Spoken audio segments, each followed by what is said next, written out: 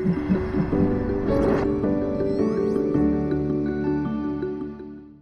now, as I said, we're going to take a look at what happens to qubit C.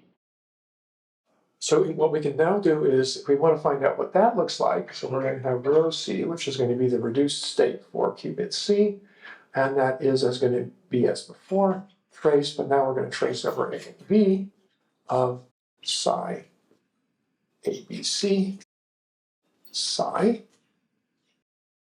And what does that give us? Well, what it gives us is the following. It gives us 1/3 psi star, which I'll tell you what that is in a second, plus 1/3 times the identity for C. Now, what's psi star? Psi star is pretty much what you'd think it would be. It is just equal to, well, let's put the C in here to be really proper.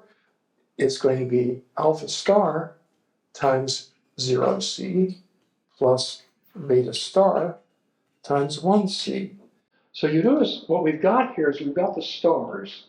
And the reason we said that you couldn't make a UNOT gate is because you were complex conjugating things, and that requires anti-unitary operators.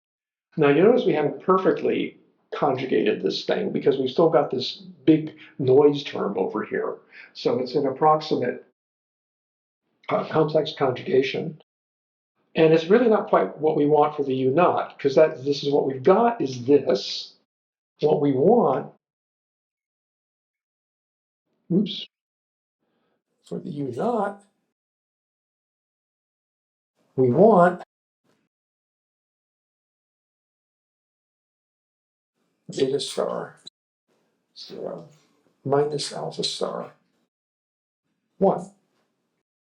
So somehow we have to get from here to here.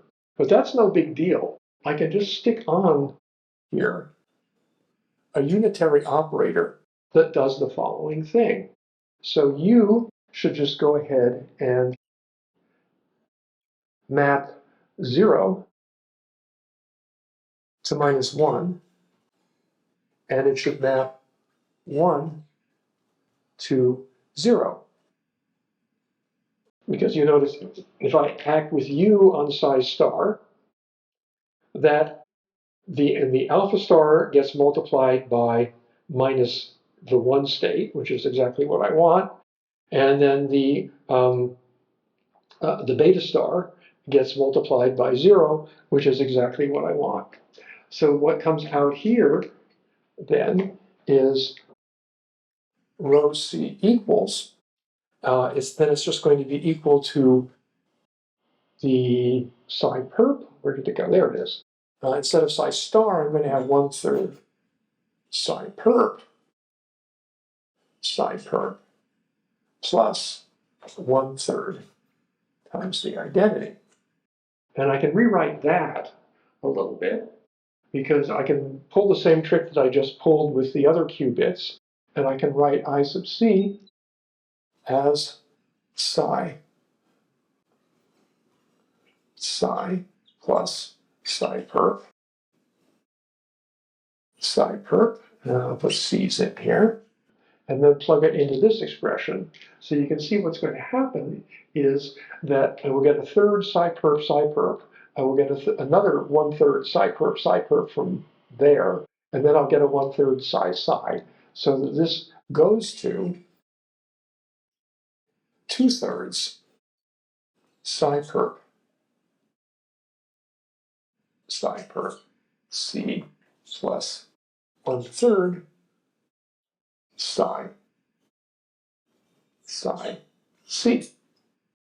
So that gives me my approximate UNOT gate. So I get 2/3 of the thing I want, which is the psi perp, and 1/3 of the thing I don't want, which is the psi. So that gives me an approximate UNOT gate.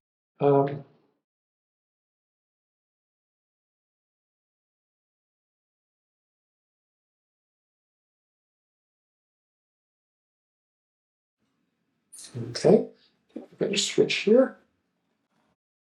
with a fidelity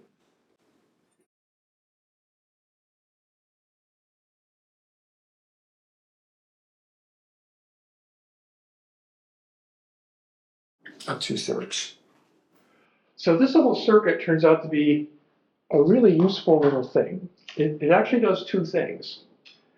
It clones, it produces approximate clones in the A and B outputs, and it produces an approximate UNOT acting on the third qubit. The approximate UNOT is sometimes referred to as the anti-clone because it's perpendicular to the thing that we're actually trying to clone. So that is our sort of first shot at this circuit. We're going to want to take another look at it for something else, which is going to suggest some other things. But for the moment, this is a good place to sort of draw a line and make sure that we understand what we've got. So we have the circuit, 3-qubit circuit.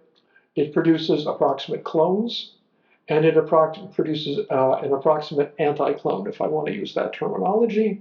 And you'll notice that it doesn't depend on the state coming in at all. The clones are just, the approximate clones are just the state that you put in, okay? The fidelity that does not depend on the state that you put in. The same is also true of the anti-clone, the thing that you get from the approximate UNOT gate. That does not depend on the input state.